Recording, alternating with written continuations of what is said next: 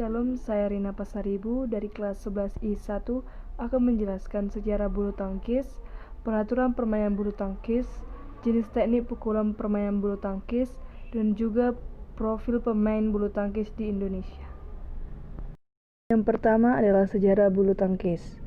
Bulu tangkis bukanlah permainan asli Indonesia. Menurut catatan sejarah bulu tangkis, permainan ini diperkirakan berkembang sejak 2000 tahun sebelum Masehi di Mesir kuno. Namun, sumber lain mengatakan permainan berasal dari India atau Tiongkok. Berbeda dengan permainan abad ini, saat itu Xianzi atau sebutan bulu tangkis di Tiongkok memainkan kok tanpa menggunakan raket. Aturan permainannya sederhana, hanya memindahkan kok menggunakan kaki tanpa menyentuh tanah. Permainan jalanan ini berubah menjadi sebuah kompetisi ketika tentara Inggris mulai menambahkan penggunaan tongkat dan net di antara dua pemain. Kala itu, para tentara yang bertugas di Pune, India yang membuatnya. Setelah kembali ke Inggris, permainan tersebut dimainkan pertama kali di Badminton House, kediaman Duke of Beaufort, Gloucestershire, Inggris. Rancangan pertama pertandingan bulu tangkis dibuat pada 1877 oleh Badminton Bat.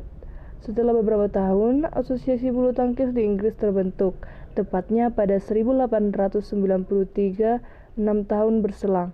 Pertandingan dengan skala internasional pun diselenggarakan. Hingga kini kita mengenal pertandingan tersebut sebagai kejuaraan All England. Pada abad ke-19 pula, bulu tangkis mulai dikenal sebagai shuttlecock dan populer di kalangan anak-anak Inggris. Pada 1854, majalah Punch menggambarkan versi kartun dari permainan yang ramai di jalanan London kala itu. Saat masa pendudukan Inggris di Asia, permainan ini diperkenalkan ke daratan Asia seperti Jepang, Tiongkok, dan Thailand. Permainan ini pun cepat menyebar dan menjadi permainan favorit anak-anak. Oleh karena itu, sejarah bulu tangkis mencatat Inggris sebagai negara yang menyebarkan permainan bulu tangkis. Yang kedua adalah peraturan dalam permainan bulu tangkis.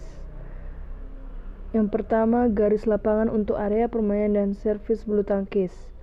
Lapangan yang digunakan untuk pertandingan bulu tangkis antara partai ganda dan partai tunggal memiliki perbedaan. Di dalam permainan bulu tangkis, setiap garis lapangan memiliki fungsinya masing-masing. Garis samping memiliki dua garis luar dan dalam, dan garis belakang juga memiliki dua garis luar dan dalam.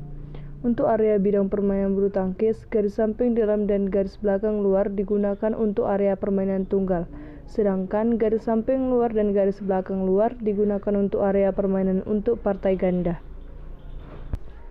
Bidang area servis permainan bulu tangkis untuk partai tunggal adalah garis samping dalam dan garis belakang luar, sedangkan untuk area servis untuk partai ganda adalah garis samping luar dan garis belakang bagian dalam. Untuk tebal garis, ukuran panjang dan lebar lapangan badminton atau bulu tangkis bisa dilihat di ukuran standar lapangan bulu tangkis. Yang kedua, aturan permainan dalam melakukan servis bulu tangkis. Yang pertama, tinggi daun raket harus berada di bawah pegangan raket pada saat kita memukul shuttlecock. Posisi pada saat perkanaan kok dan raket harus berada di bawah pinggang. Kondisi kaki kiri harus statis, kaki hanya bergeser tetapi tidak lepas dari tanah. Ayunan raket harus dalam satu rangkaian. Penerima servis bola bergerak sesaat setelah servis dipukul. Yang ketiga, peraturan pertandingan ganda. Beberapa peraturan dalam olahraga bulu tangkis. Nomor pertandingan ganda adalah sebagai berikut. Yang pertama, sebelum pertandingan dimulai, telah ditetapkan pihak mana yang akan melakukan servis pertama kali. Pemain di bidang servis kanan akan memulai pukulan servis ke arah lawan yang berdiri secara diagonal di hadapannya. Pukulan servis pertama yang dilakukan selalu dilakukan dari bidang servis kanan. Hanya pemain yang menjadi berdiri secara diagonal di hadapan pemain yang servislah yang dapat menerima bola atau shuttlecock. Jika shuttlecock hasil servis tersentuh atau dipukul oleh pemain pasangannya atau yang tidak berhadapan dengan si pemain yang melakukan servis, maka pihak yang servislah mendapat angka. Yang keempat, peraturan pertandingan tunggal tambahan. Peraturan untuk pertandingan tunggal olahraga bulu tangkis adalah sebagai berikut.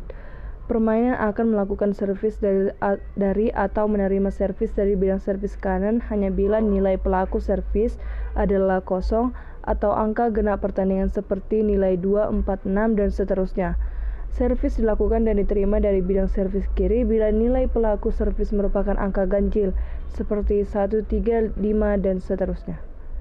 Kedua pemain yang bertanding akan mengubah bidang servis tempat masing-masing pemain itu berdiri setiap kali sebuah angka dihasilkan dalam setiap pertandingan. Yang kelima, peraturan penilaian. Ada beberapa macam penilaian dalam permainan olahraga bulu tangkis, antara lain sistem pindah bola dalam permainan bulu tangkis. Yang pertama, sebelum pertandingan dimulai, harus ditentukan salah seorang pemain dari tiap-tiap pasangan sebagai orang pertama. Pilihan ini berlaku untuk setiap set yang dimainkan. Jumlah poin genap atau ganjil menentukan posisi orang pertama saat melakukan servis. Setiap pasangan mempunyai 2 kali kesempatan servis masing-masing untuk tiap pemain. Sebelum pindah bola, kecuali servis pertama pada tiap-tiap awal set tidak mendapat kesempatan kedua. Saat pindah bola, servis pertama selalu dilakukan oleh pemain yang berada di sebelah kanan, bukan oleh orang pertama. Lalu ada sistem rally point dalam permainan bulu tangkis. Yang pertama, setiap pasangannya hanya mendapat 1 kali kesempatan servis. Tidak ada servis kedua. Servis dilakukan oleh pemain yang posisinya sesuai dengan poin yang telah diraih oleh pasangan tersebut. Pemain yang sama akan terus melakukan servis sampai poin berikutnya diraih oleh lawan. Sistem perhitungan poin pada bulu tangkis telah mengalami banyak perubahan, mulai dari sistem klasik, yaitu pindah bola 15 poin, sampai sistem terbaru, sistem rally 21 poin. Tersebut terhitung sejak Mei 2006 pada kejuaraan resmi seluruh partai tunggal maupun ganda menggunakan sistem perhitungan 3-21 rally point. Poin tertinggi dalam setiap set adalah 21 poin, kecuali jika terjadi perpanjangan atau death yang dikarenakan terjadi persaingan yang sangat ketat antara kedua pemain sehingga harus diperpanjang hingga selisih jarak 2 poin sesuai dengan ketetapan. Pemain bisa dikatakan menang dalam sebuah pertandingan jika pemain tunggal maupun ganda bisa memenangkan 2 set pertandingan secara langsung. Jika terjadi hasil yang sama kuat dalam 2 set, maka dilanjutkan dengan set permainan yang ketiga. Demikianlah peraturan dari permainan bulu tangkis. Berikut ini ada teknik dasar pukulan dalam permainan bulu tangkis. Yang pertama, servis. Servis dapat dilakukan dengan 3 cara sebagai berikut. Yang pertama, servis panjang atau long service. Servis panjang dilakukan dengan memukul kok dari bawah dan diarahkan ke bagian belakang atas lapangan permainan lawan. Yang kedua, ada servis pendek atau short service. Servis pendek diarahkan ke bagian depan lapangan lawan dan biasanya dilakukan pada permainan ganda. 3. Flick service. Flick service adalah cara yang dilakukan seperti servis pendek, namun pada saat hampir menyentuh kok, secara tiba-tiba pergelangan tangan dilejutkan sehingga laju shuttlecock menjadi kencang dan melambung ke bagian belakang daerah servis. Jenis servis ini banyak digunakan pada permainan ganda. Yang kedua, ada pukulan lob. Pukulan lob dapat dilakukan baik dari bawah atau dari atas kepala. Pukulan lob sangat penting bagi pola pertahanan ataupun pola penyerangan. Ada beberapa jenis lob, yaitu sebagai berikut. Lob serang. Yang pertama, lob serang. Lob serang ada 2 macam, yaitu dari atas dan dari bawah. Lob serang dari atas adalah bola diambil dari depan badan atas kepala, dilambungkan rendah dan cepat. Lob serang dari bawah adalah bola diambil dari bawah, dilambungkan agak rendah dan cepat. Tujuan dari lob serang adalah digunakan untuk menyerang. Yang kedua ada lob penangkis. Lob penangkis dari atas adalah bola diambil dari depan badan di atas kepala, dilambungkan tinggi dan jauh sampai garis belakang. Sebaliknya, pada lob penangkis dari bawah, bola diambil dari bawah, dilambungkan tinggi dan jauh ke belakang. Tujuan dari lob penangkis adalah untuk mempertahankan serangan. Ketiga, pukulan drive. Pukulan ini dalam bulu tangkis biasa digunakan untuk menekan lawan atau untuk tidak memberikan kesempatan kepada lawan mendapatkan bola-bola melambung sehingga lawan tidak mendapat kesempatan menyerang dengan pukulan overhead.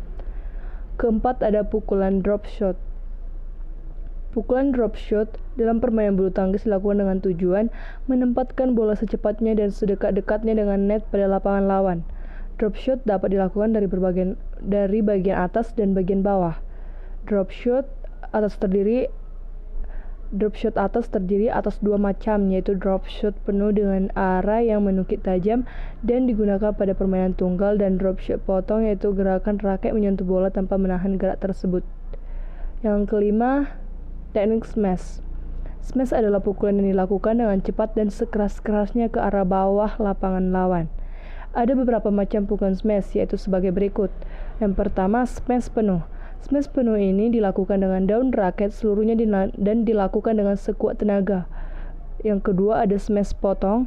Smash ini kurang keras jika dibandingkan dengan smash penuh, tetapi shuttlecock lebih tajam dan lebih terarah dan dilakukan secara menyilang atau cross smash. Yang ketiga, around the head smash.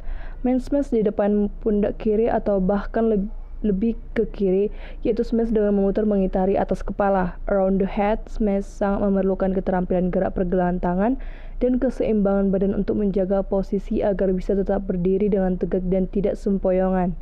Yang keempat ada backhand smash. Backhand smash yaitu smash yang dilakukan dari sebelah kiri dan mengutamakan keterampilan pergelangan tangan. Backhand smash ini sangat cocok untuk menyambar shuttlecock yang meluncur tanggung di depan net. Lalu ada pukulan netting atau permainan net atau net play. Pukulan-pukulan dalam permainan net merupakan pukulan-pukulan yang sangat sulit dalam permainan bulu tangkis. Hal ini dikarenakan permainan net ini banyak memerlukan kecermatan dengan penuh perasaan atau feeling. Faktor tenaga tidak diperlukan sama sekali. Akan tetapi perasaan tenang sangat menentukan keberhasilan pukulan net. Beberapa prinsip permainan netting adalah: 1. Shuttlecock harus diambil di atas atau setinggi mungkin. 2. Lambungkan shuttlecock harus serendah mungkin dengan net. 3. Jatuhnya bola harus serapat mungkin dengan net. Shuttlecock harus diambil sewaktu masih di atas karena apabila diambil setelah shuttlecock di bawah akan memperlambat tempo permainan dan dapat memberi kesempatan kepada lawan untuk memaju mengambil shuttlecock.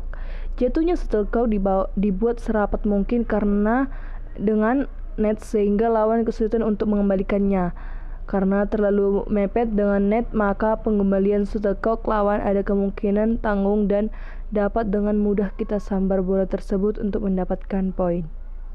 Demikianlah jenis teknik pukulan permainan bulu tangkis. Profil pemain bulu tangkis Indonesia salah satunya yaitu Kevin Sanjaya Sukamuljo. Kelincahannya bermain bulu tangkis dalam sektor ganda mengantarkan Kevin Sanjaya sebagai atlet andalan Indonesia. Ia raih bersama Marcus Fernaldi Gideon peringkat pertama dunia. Kevin Sanjaya Sukamuljo atau biasa disapa Kevin lahir di Banyuwangi 2 Agustus 1995.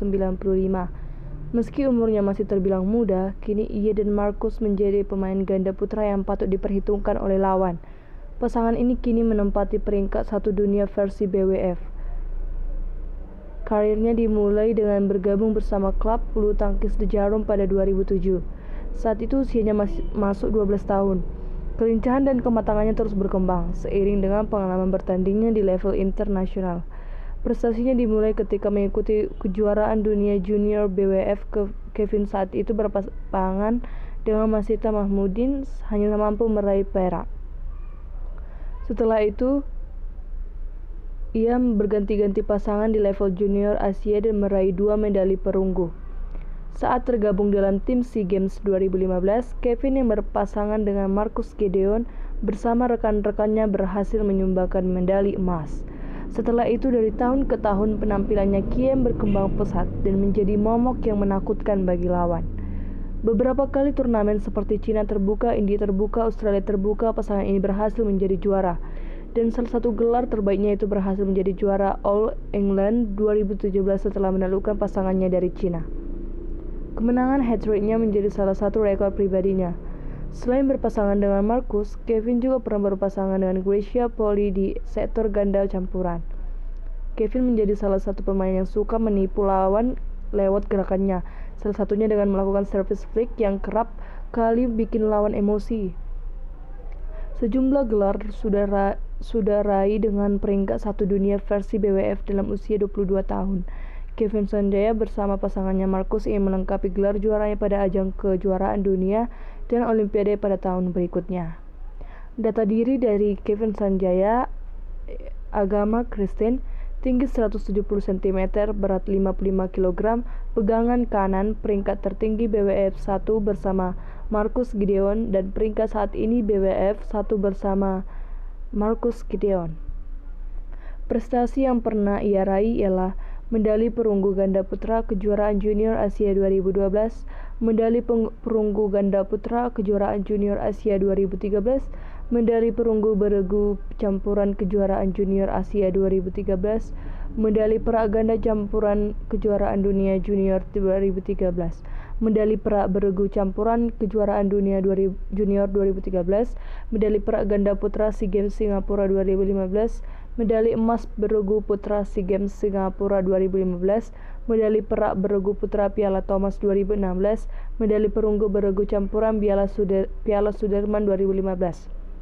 Dan ia meraih juara 1 di Bulgaria International 2014, Vietnam International 2014, New Zealand Open 2014, China Open 2016, India Open 2016, Australia Open 2016, All England Open 2017, India Open 2017, dan meraih juara 1 Japan Open 2017, runner up Denmark Open 2017, juara 1 BWF Super Series Finals 2017.